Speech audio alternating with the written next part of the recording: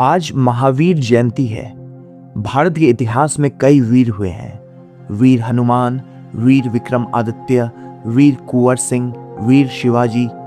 लेकिन जब हम महावीर कहते हैं तो उस चेतना का आयाम बिल्कुल अलग हो जाता है। भारत की मिट्टी से कई दृष्टा अवतरित हुए हैं, लेकिन उनमें से महावीर का प्रकाश विश्व पटल पर बिल्कुल अतुल्य और अलौकिक है।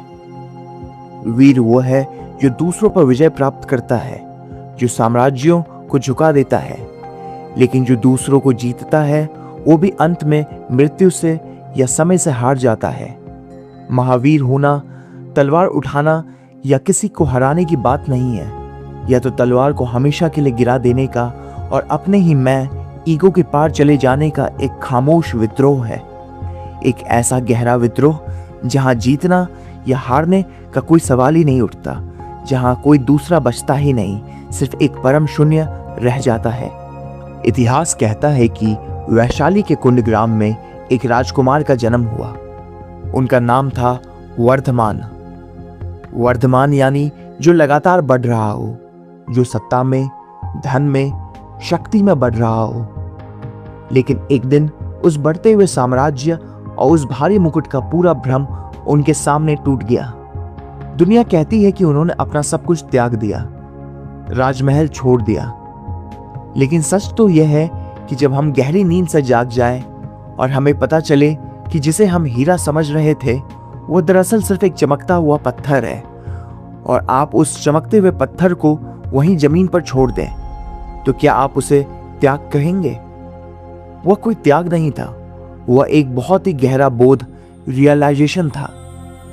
उसी बोध ने उन्हें जैन धर्म का 24वां तीर्थंकर बनाया।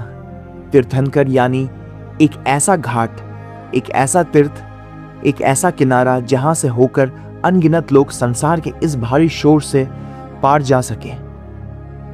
जब भी दुनिया में अहिंसा, नॉन वायलेंस की बात होती है तो हम सोचते हैं कि इसका मतलब सिर्फ किसी को शारीरिक चोट ना पहुंचाना है। हम उसे एक नियम मान लेते हैं, एक ऐसा अनुशासन जिसे हमें पुण्य कमाने या पाप से बचने के लिए मानना पड़ता है। लेकिन महावीर की अहिंसा कोई थोपा हुआ नियम या कर्मकांड नहीं थी, वह तो उनके गहरे ध्यान की एक सहज सुगंध थी। जब मनुष्य की चेतना अपनी सबसे ऊंची अवस्था में होती है, तब वह किसी चींटी को इसलिए बचाकर नहीं चलता कि उसे मारने से कोई पाप लगेगा। पाप और पुण्य की यह गणित तो बहुत सांसारिक है, बहुत छोटी है।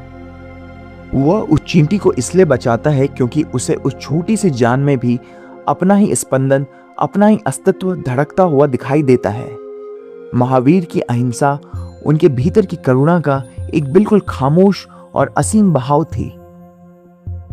उन्होंने दुनिया को सिर्फ शरीर की अहिंसा नहीं दी, उन्होंने अनेकांतवाद को स्पष्ट किया। यह मानव विचार की सबसे गहरी अवधारणाओं में से एक है, यानी विचारों की अहिंसा। दुनिया के ज्यादातर टकराव इसलिए होते हैं क्योंकि हम मान लेते हैं कि सिर्फ मेरा सत्य ही अंतिम सत्य है। लेकिन महावीर कहते हैं सत्य के कई पहलू हो सकते हैं। तुम्हारा सत्य भी एक दृष्टि से सच हो सकता है और मेरा भी। कोई भी एक दृष्टिकोण सत्य को पूरी तरह नहीं पकड़ सकता, और शायद जिस दिन इंसान ये समझ जाए उसके भीतर के बहुत सारे वैचारिक संघर्ष अपने आप शांत हो जाएंगे।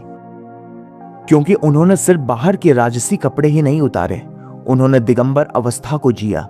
पूर्ण निर्वस्त्रता, पूर्ण त्याग। दिगंबर यानी जिसने अंबर, आसमान को ही अपना वस्त्र बना लिया हो।